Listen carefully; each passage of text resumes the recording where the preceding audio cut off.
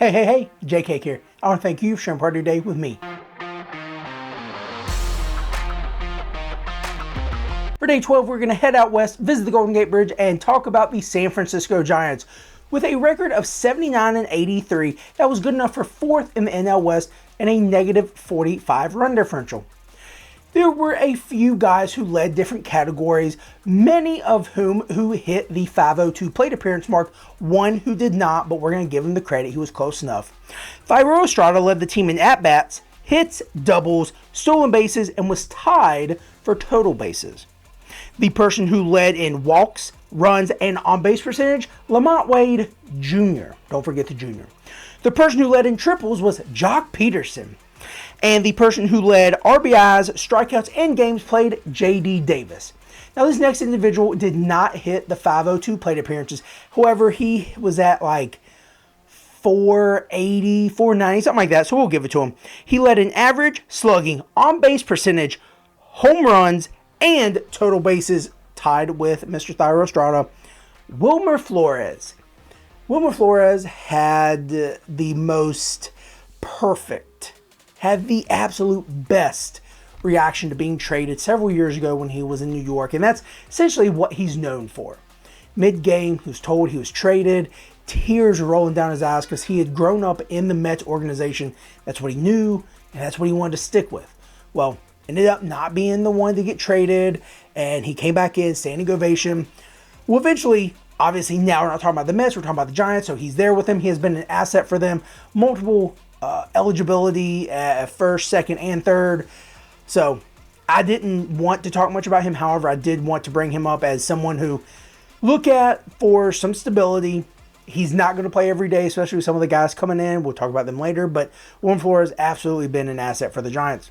So when I do want to talk about Thairo Estrada, this fella, he leads the team, he paces the team, and he's only going to benefit this upcoming year with some of the additions and, more importantly, the development of the individuals who are already on the team. He has a knack for putting bat to the ball with 134 hits.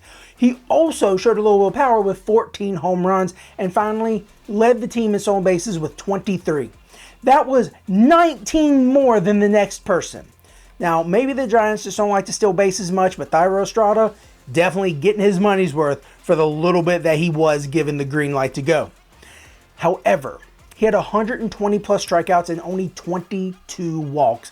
That's definitely something that can and should improve, especially if he is going to be leading off or potentially batting second.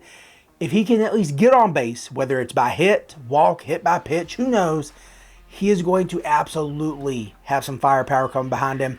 J.D. Davis, LaMonte Wade, some new additions, Matt Chapman, Jorge Soler. So if he can get on base, he's going to be scoring lots of runs for you.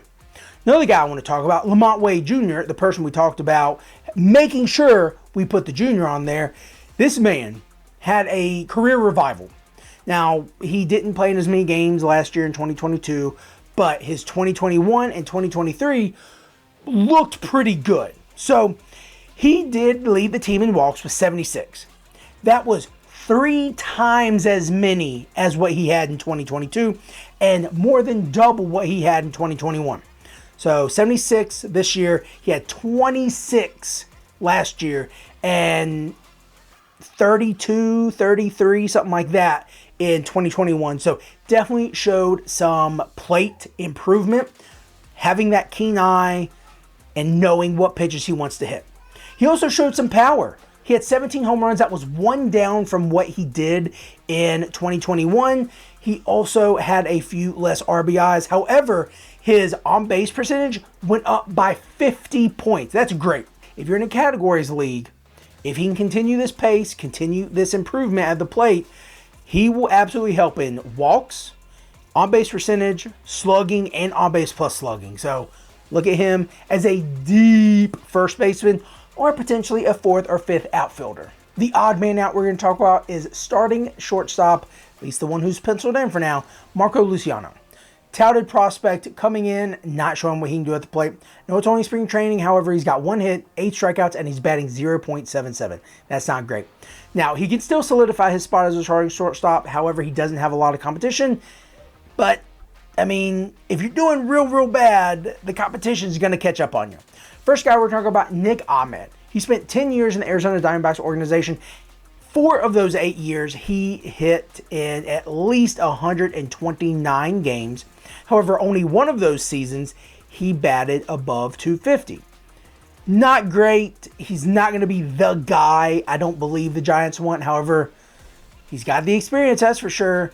He's been to the playoffs, that's for sure. So, that's a potential guy that Luciano's going to have to be out. Next, Tyler Fitzgerald. So far, Tyler Fitzgerald has not played many games. Actually, he has played in 10 games as of last year. He had 10 strikeouts. So far in spring training, he's batting 167. Again, it's only spring training. However, you're not really doing yourself a favor by batting under the Mendoza line and striking out at least once every game. Next guy, Casey Schmidt. He did play in 88 games last year and hit 206.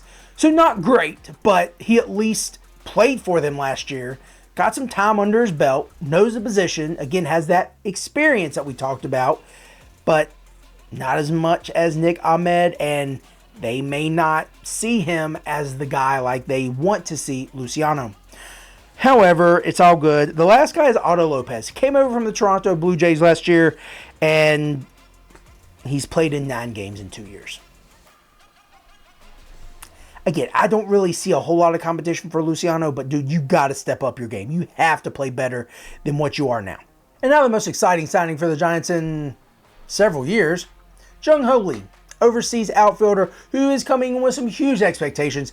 This past year, he batted .349 with 23 home runs, 113 RBIs, and only struck out 32 times. No, the competition is not as high level top tier like it is over here, but that's still AA, AAA level competition that he only struck out 32 times against. Not bad. Now, this current year, 86 games into the season, because their seasons are from their seasons.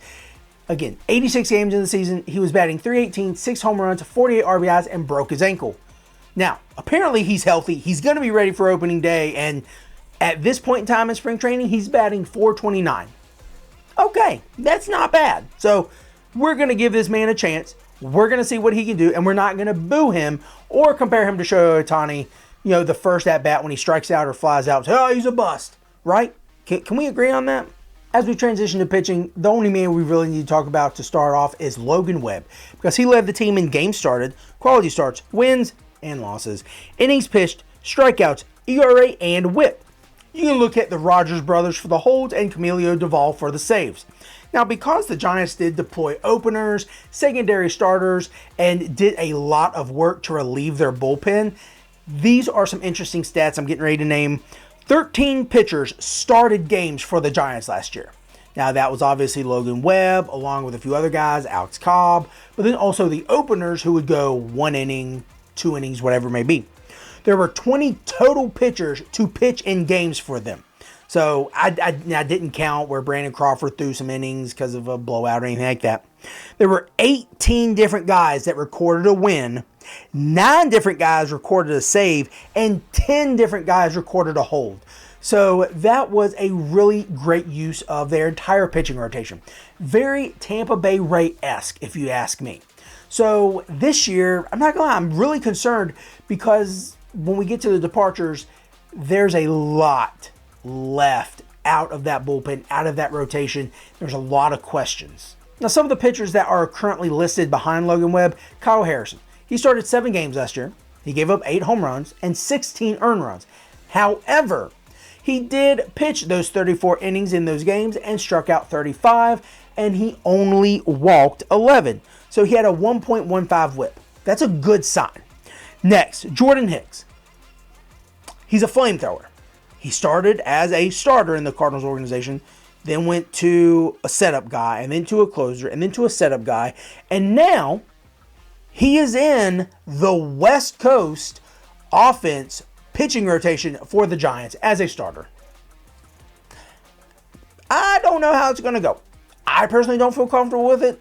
There could be some magic with him, but like I've said before, if the Cardinals can't figure you out, there's probably not going to be a team that can, other than maybe the Rays. But the Giants are trying to copy the Rays, so who knows. Another guy, Alex Cobb. Now, he did have issues with his hip last year, so he did not finish the season on the roster. He is going to be coming back, not ready for opening day. Questionable number of starts for him. I personally like Alex Cobb, another Rays guy. So he is going to be in the rotation, but maybe later.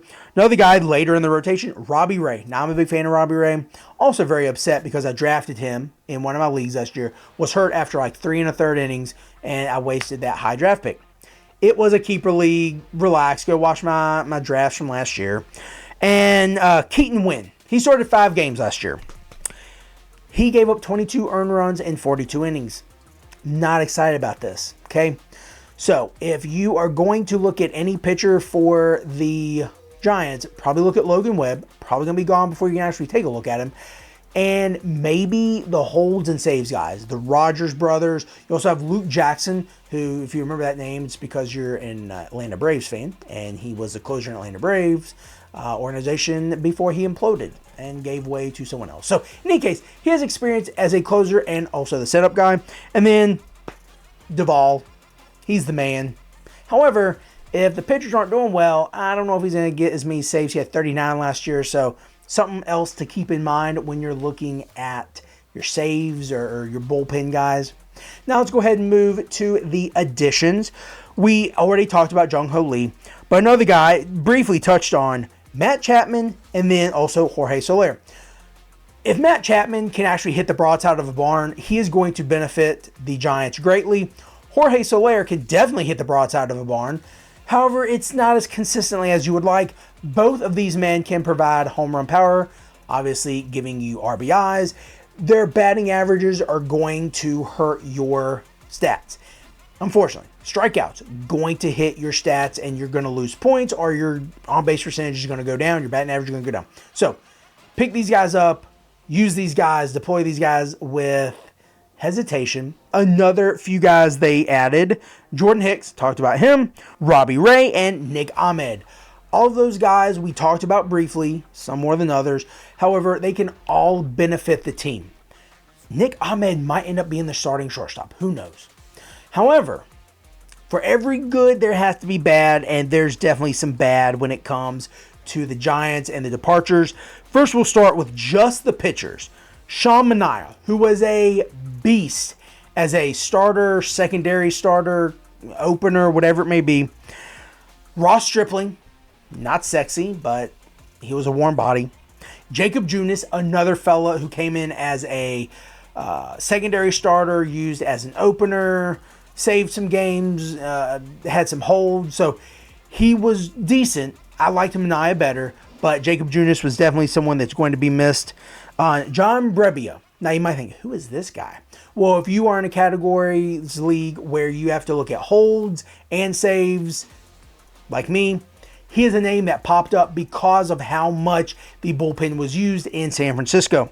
Another guy, Anthony DeSclafani. He had to undergo Tommy John surgery, so he is going to be back probably mid-year.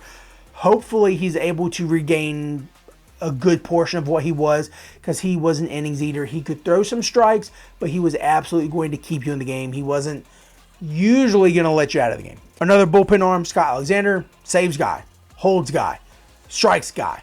Wasn't going to inflate your ERA, wasn't going to inflate your whip, going to be missed. Now some bats. Jock Peterson, find success wherever he goes. And also, it's a very sad day, Brandon Crawford. Overall, this team has some pieces, mainly on offense, that you can use. Thairo Estrada, potentially Jorge Soler, if he can find the broadside of a barn, Matt Chapman, and that's really the extent of it. Pitching-wise, Logan Webb, probably going to be gone before you can think about him. The Rogers brothers, if you need holds, and of course, Duvall, if you need saves. However, temper expectations with that, because I don't know if he'll get 39 again this year. He'll get you strikeouts. He might also raise your ERA and or your whip, but he'll get you some strikeouts for sure. Tomorrow, we get to stay in the state of California and talk about the San Diego Padres. We look forward to seeing you. This is Jake Cake, and I want to thank you for sharing part of your day with me.